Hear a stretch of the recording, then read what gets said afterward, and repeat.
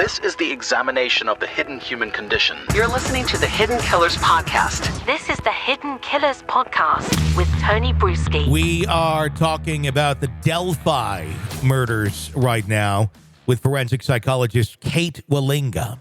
I live in Salem, Massachusetts. Sure. And so the whole concept of Satanism and Odinism and those sorts of things, like, give me a break.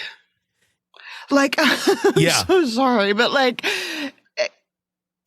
people look for patterns. People want a reason for things because humans being terrible doesn't seem to be enough of a reason. Mm-hmm. But sometimes that's it. Sometimes people are just terrible. So like the whole Odinism thing, like that's such a stretch. It is, but the thing, and when I first saw that, I thought, well, this is quite fantastical. And then 136 pages later, I kind of walked away going, this is quite fantastical still, but some of it does check out. When you look at the guards in the prison system and some of the other people that were named in that document, that was unsealed for a short period of time and then sealed back up. There's a lot of Odinism on their Facebook pages. Now, that doesn't mean Odinism as in they're going and sacrificing people on their Facebook pages. It's just the pictures of ruins, which is kind of creepy. And just the candor, I guess, which one would have if that's something that they follow. You do see that it is factually there, but none of it is there to say, I slaughtered a child either. But well, no, for sure. But also I've worked in the prison system. Yes. As you know. And look, there's both a dark sense of humor and also a draw to darkness. Sure. There. You kind of have to. Like, you're spending your days on purpose with murderers. And so sometimes you get drawn to things like that. You look at pictures like that as much because you want to understand the people that you're spending your days with. Sure. And because you're inherently drawn to look, I'm a forensic psychologist. Yeah. I'm drawn to dark things myself. Sure. And we're talking about true crime, right this minute, for instance. And,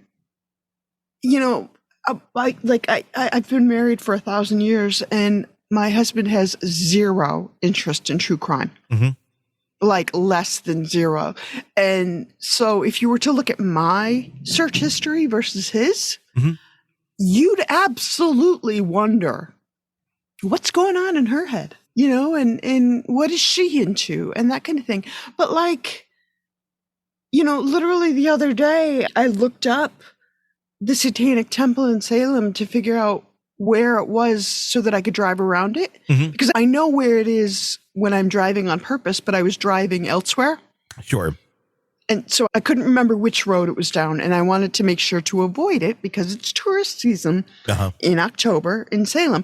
But let's say one of my kids went missing, because kids are horrible, awful things, and let's say, though, that one of them went missing, or one of my cats went missing, or whatever. Yeah. And you did a search on my phone right after that.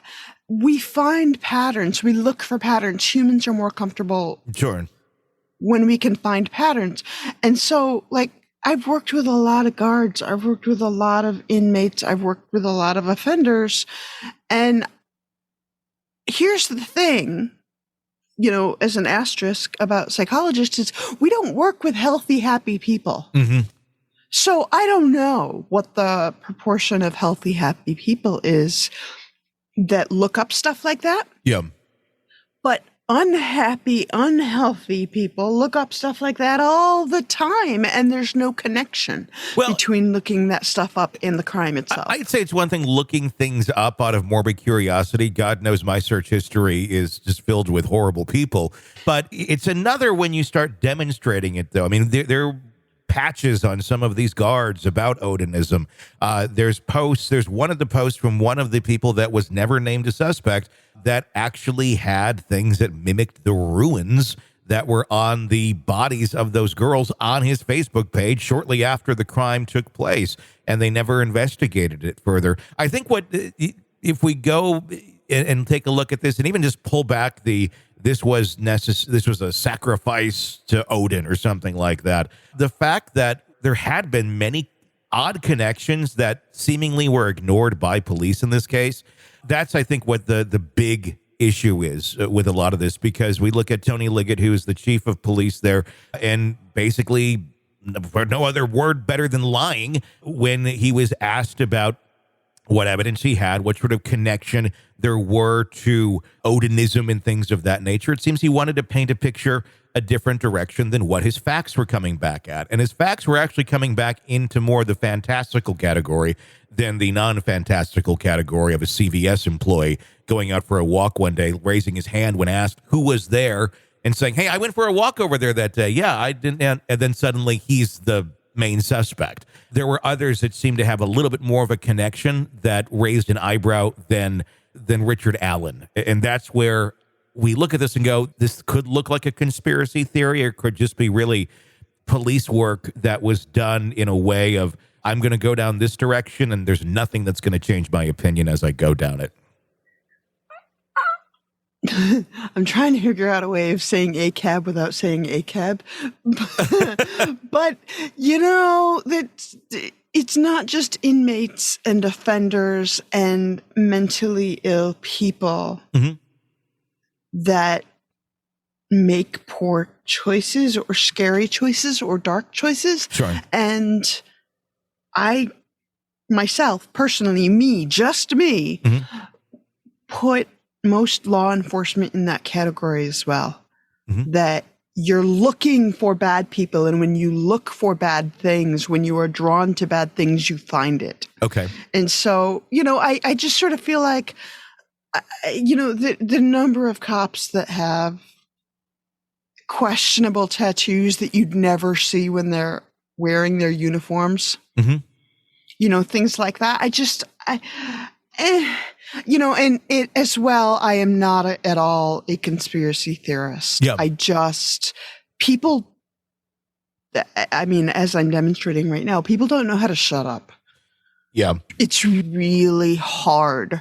I can't remember who the quote is attributed to, but the quote about two people can keep a secret if one of them is dead.